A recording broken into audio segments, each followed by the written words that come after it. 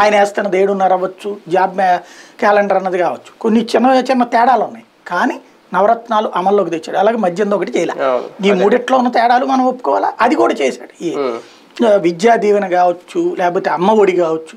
అమ్మ ఒడి అన్నట్టు ఇదివరకు అది రాజశేఖర రెడ్డి కాలేజీ వాళ్ళకి ఫీజు రియంబర్స్మెంట్ అనేది పెడితే ఇతను ఇంకొక అడుగు ముందుకు వేసి స్కూల్ పిల్లలకి ఫీజు రియంబర్స్మెంట్. అమ్మ ఒడి అంటే అదే కదా.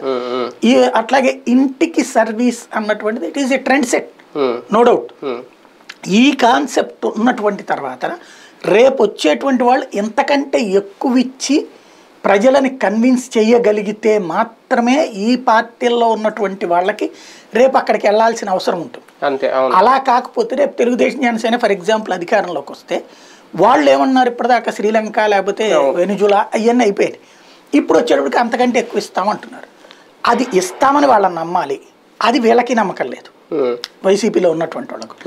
రెండవది ఇచ్చి సక్సెస్ అవ్వాలి వాళ్ళు. ఎందుకు ఎంతకంటే భారీ లెక్కలు చెప్పారు. ఇప్పుడు ఆ మొక్క చెప్పినటువంటి కర్ణాటకలో 3 వంతులు జరగట్లా. తెలంగాణ ఇప్పుడే కాబట్టి మనం అనడానికి వీల్లేదు అంటుంటాయి. కాబట్టి ఇక్కడ ఆ స్థాయిలో చేయగలుగుతారా? ఎందుకు వీళ్ళే చెప్తున్నారు.